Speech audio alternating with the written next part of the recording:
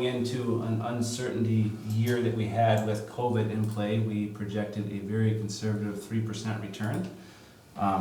We ended up having a 9% return, which is why we sit here today looking to increase our benefit level once again, to keeping it to stay funded at 105%.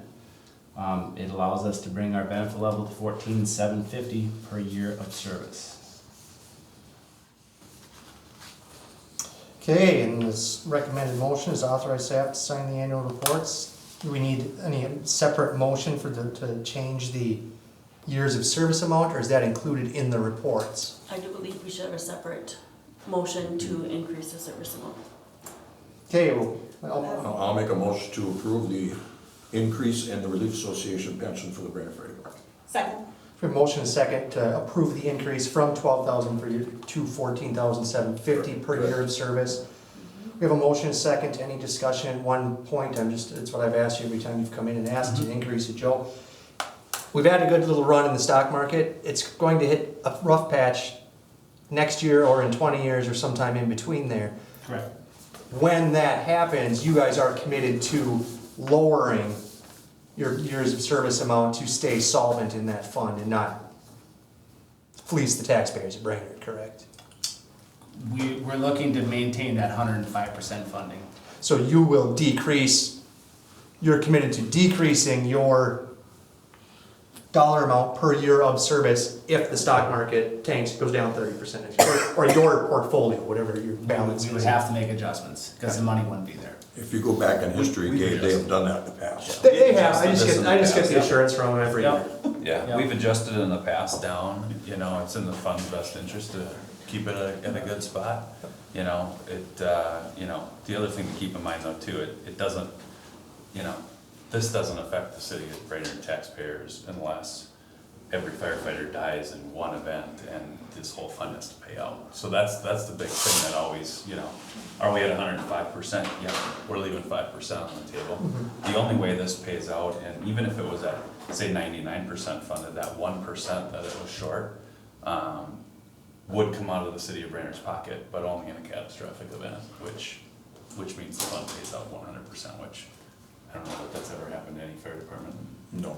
Ever, anywhere. So to answer your question is, yeah, we're committed to, you know, keeping this fund healthy and doing what's in its best interest, along with the members of the Relief Association, because that's the other balance that I believe, you know, is, you know, I'll say the board at the Relief Association's responsibility is to manage this fund to, you know, make it fair, and, you know, leaving a lot of extra money in that fund is not in the best interest of the firefighters that are working for the city. So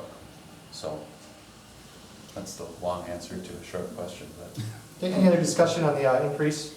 Just one quick question. What is the maximum allowed by state statute? Is there a maximum amount? 15,000. 15,000, okay. Yeah. And that can change year to year, depending on what the statute does, I'm assuming? Correct. Yep. Yep. They would have to lobby at the state to do that, and we've done it in the past. Okay. I imagine firefighters have a lobbyist.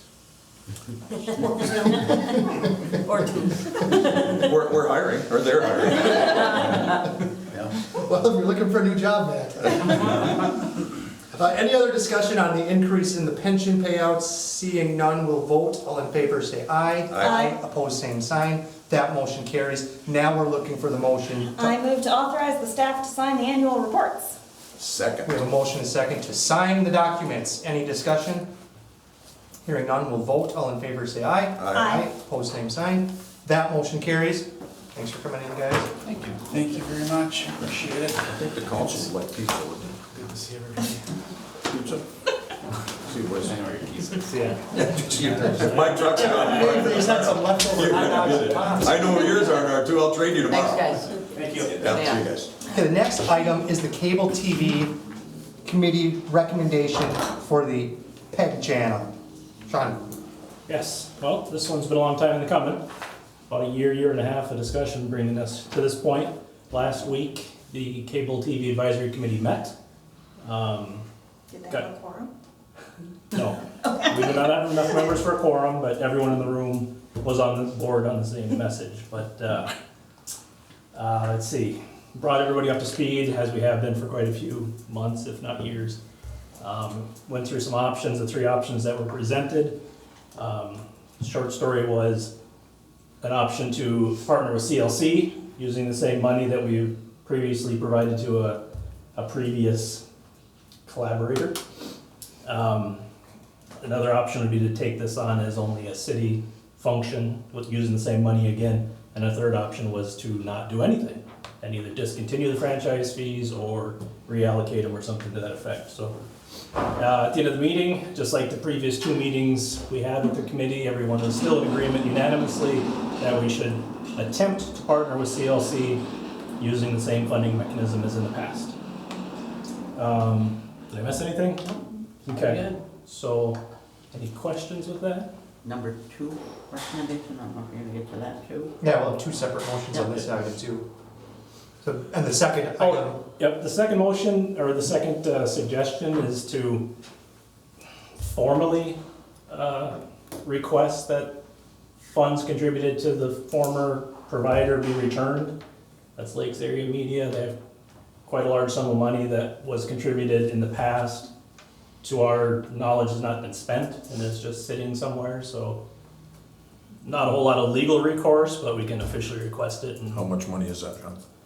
could be leaning on 700,000. 700,000? Part of that may have been other that's grants. almost a fire truck. There you go. That's an engine, not a ladder. Maybe a tender plus, maybe. Tender plus, souped up tender. So that was over 15 years of time. There was probably also some City of Baxter money and maybe some grants in there too, but a vast majority of it's probably City of Brainerd.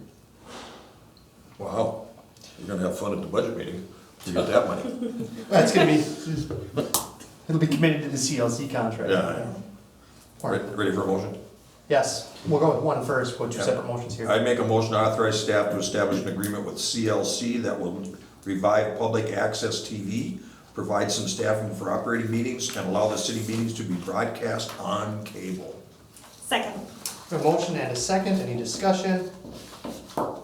Hearing none, all in favor say aye. Aye. Opposed, same sign. That motion carries. Number 2, I move that we formally request a refund of the unspent funds contributed to the Lakes Media Collaborative, that they be returned to the city. Second. we have a motion and a second to ask for our money back. Is there any discussion? I have one question again. Is this, you threw out the $700,000 number, is that something that could be negotiated? I mean, what if they come back and say, okay, we'll give you 5, or we'll give you, or that's a pretty solid number? I'm just kidding. Is the question how much they have or how much they would be willing to I return? think the question is, your first question is how much they have. Yeah. I was using the term 700 and Dave Henschke met with the council. Okay. And he said, I don't want to guarantee that it's there, but it's around that. Okay. So they have about that much of a fund balance. Is there a way you could definitively prove what was grants, what was from the school district, Yeah, Baxter, and Brainerd? Okay. No. We know exactly what we paid them, Okay, but we don't know how much of their fund balance is from the users in Brainerd. all right, that's fine. And didn't they tell us when they came to meet with the council, since they're a 5013C, that they can't just give the money to anyone, that it has to be for a specific purpose? And So- what they collected the money for, so education Right. and public access, and that is Right. what the money has to be spent. Spent on, correct? So, the motion is to give it back to the city. If that's, is giving it directly to CLC for the project an option? Well, they're not gonna give it back to the city, we're just I know. going through this now. Okay, Yeah. well, yes. Maybe They have I'll no give legal us some. requirement to give the money back. I think if they were to, then we'd have our option to give it to CLC. Yeah. Or use it to fund 10 years ago. even Okay. better. So this is gonna be a work in progress. Yes, so yeah, this will take probably months to iron out the details with the college before we even have an agreement back to Oh. you for formal approval, All right. contract signing, All right, sounds good. etc. Any other questions? Hearing none, we'll vote. All in favor, say aye. Aye. Opposed, same sign. That motion carries. Next item is discussion of assessments at 711 12th Avenue Northeast. Connie, All right, so, you could come up to the table. so we do have Amelia and Mr. Wolford, if you want to both come up here. No, here,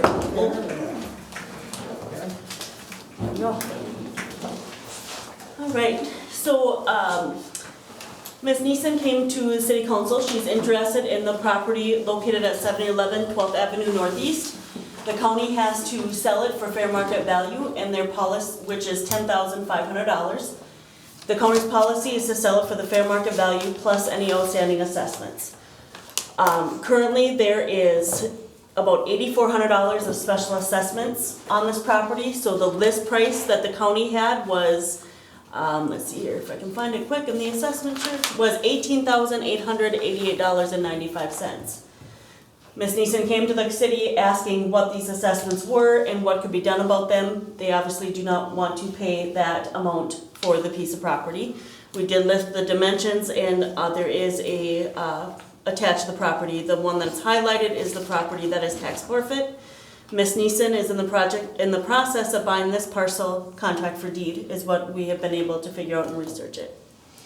So the assessments that total the $8,400 approximately is at one time the property owner deferred the street assessment 9803. So it was a street assessment that we did in 1998. So the total interest, the principal and interest is about $5,815.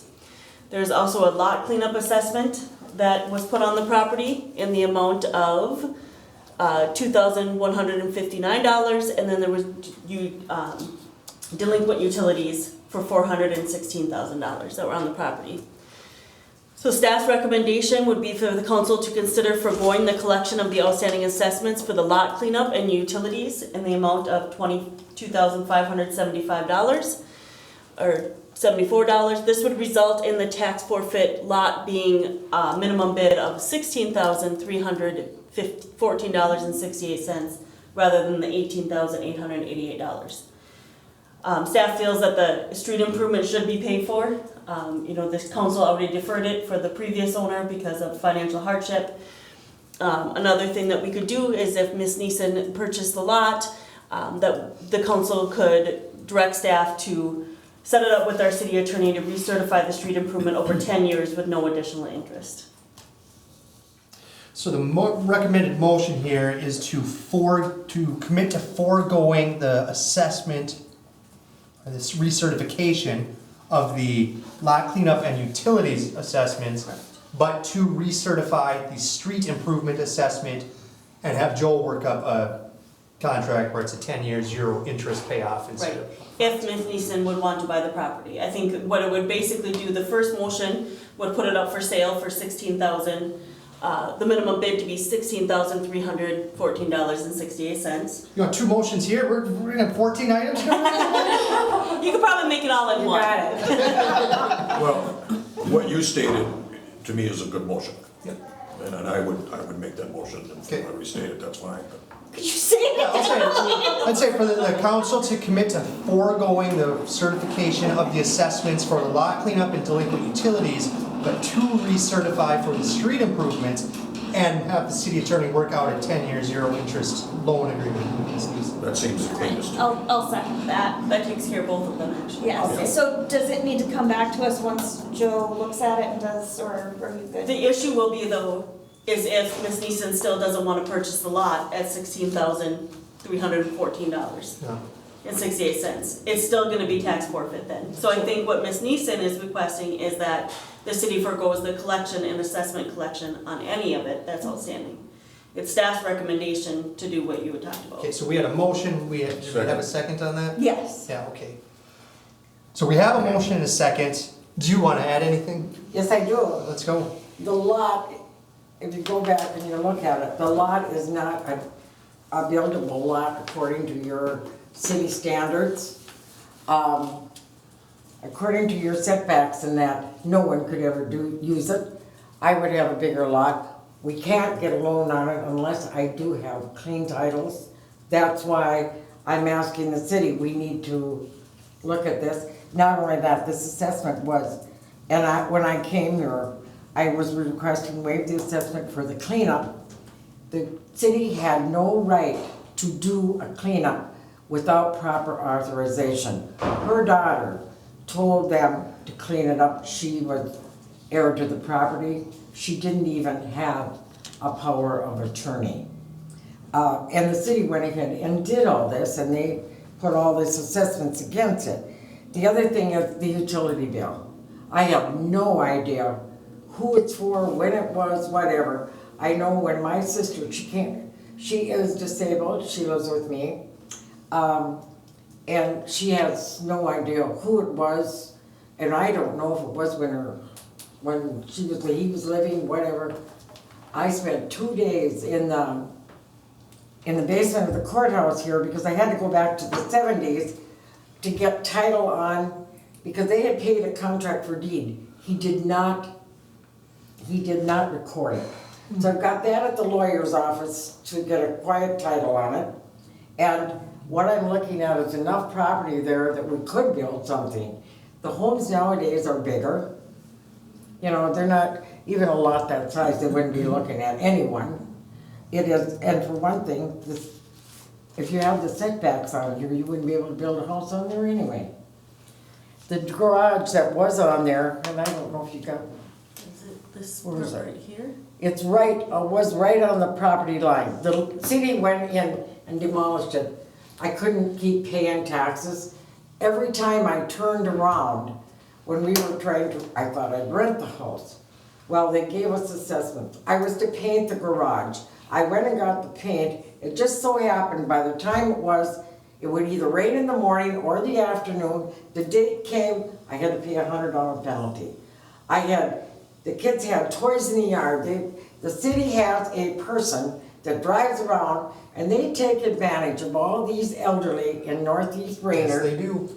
By assessing their property for this, for that. And I mean, I didn't have property over there, don't have property, but I seen it. The gentleman across the alley from her had debris on his trailer, took it off to go pick up something else, and with the intentions of taking it to the dump. They got penalized. This person that you've got going around and doing these things are affecting the elderly, and there are quite a few in Northeast Brainerd. And I don't know, but I just feel, the property that I'm concerned about, when we we would build something substantial on there. Mm-hmm. So how do you feel about the street improvement assessment staying on the property? Well, it was done 23 years ago. And it hasn't been paid for yet. But how long does the city hold something like this? So far, 23 years. And that is because the original property owner deferred it because they couldn't pay it. So they filed paperwork with the city deferred the assessment for them with the intention that when the lot was sold, we would collect it. That's the way the deferments work. So it's gonna stay on that But the property. deferment was much less. The city has been adding interest all along for 23 years, Nope, correct? once the assessment was paid off, once the 10 years would have been paid off, we wouldn't have added any more interest to it. If they'd have paid it, but that didn't happen. That's why But we I'm looking quit at the the interest property owner. calculation. Well, I Yep. mean, we're limited in the time we have for this meeting. If you can go back in time and give me $5,1998 today, I'll take that in a heartbeat. Because $5,000 was a lot more in 1998 than it is in 2020. That's true.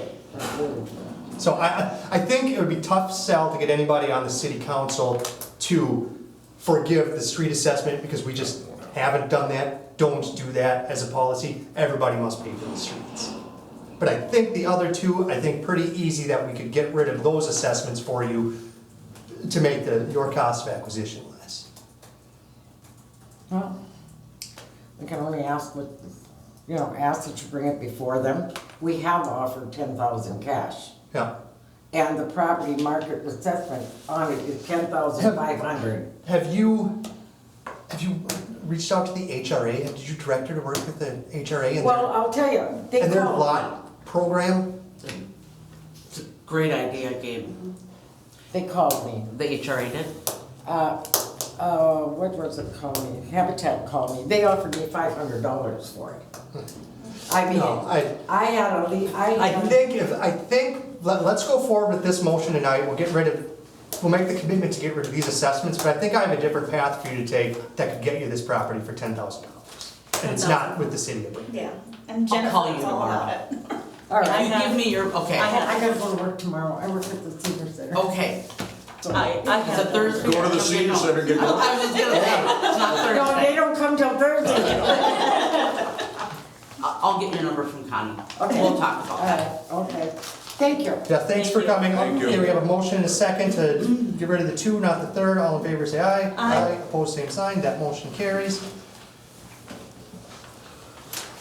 Next up, thank you for showing up. Request for Sesame Centennial purchases. Jesse. Yes.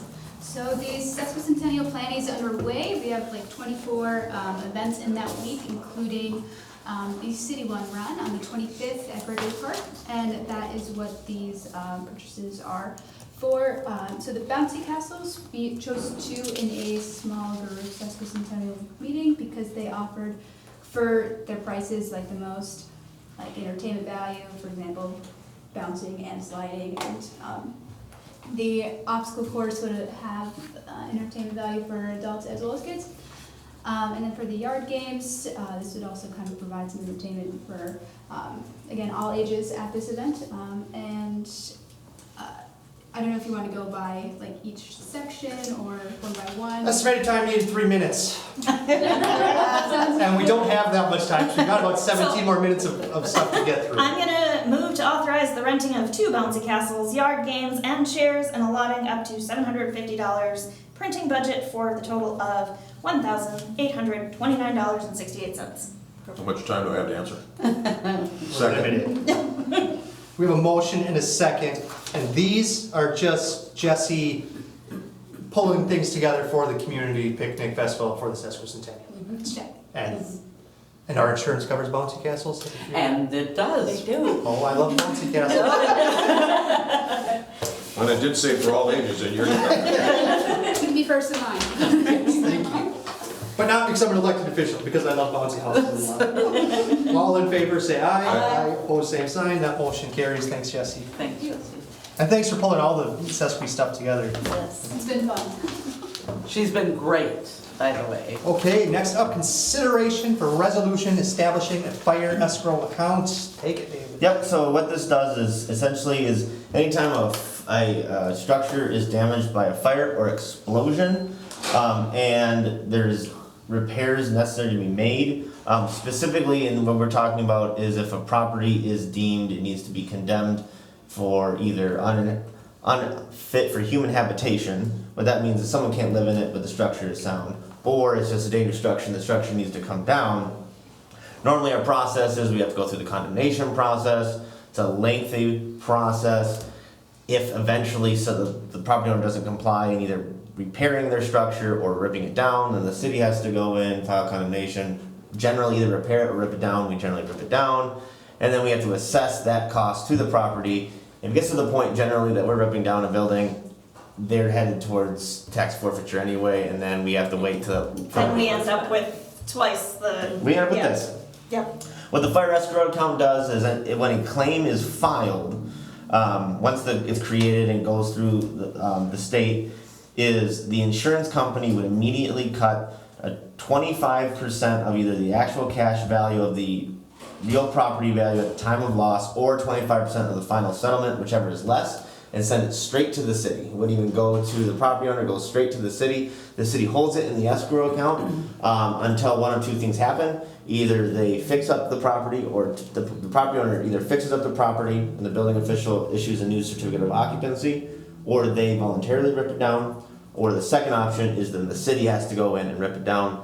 If the city has to go in there and demolish or make repairs, we use this money for those repairs, and then any money left over we return to the property owner. What it does essentially is protects the city from having to use taxpayer dollars and then hoping eventually we get the money back. Perfect, you ready? I'd make a motion to adopt the attached resolution establishing a fire escrow account. Second. We have a motion and a second. All in favor, say aye. Aye. Opposed, aye. Motion carries. Moving on. Great idea. Approval of loan subordination, Connie. So Mr. Darren, I cannot say his last name, so Mr. Darren has a grant with the city of Brainerd through the HRA Small City Development Project. He's looking at refinancing his house. We need to retain second position in the mortgage. He is borrowing about 82% of his equity, which includes the primary loan plus the loan that they has with the city. Property taxes are current, so the recommended action is to approve this subordination agreement for Mr. Darren Krupchek, I do believe is how you say it, Krupchek at 721 2nd Avenue Northeast. I move that we approve the subordination request for Mr. Darren Kruchek, 721 Second Avenue Northeast. Second. Motion and second, any discussion? This is pretty standard operating procedure, correct, Connie? Yes, it is. All in favor say aye. Aye. Opposed, same sign. That motion carries. Next up, the 2020 tax increment financing TIF report summary. Information, 2 This is minutes. just informational. The reports were filed on time. They are required to go to the state auditor's office by August 1st. And the information that was attached was published in the paper on Sunday, August 8th. So this is just something that the public can see if there's any additional information. Excellent, thank you. Good job, everybody. We're adjourned.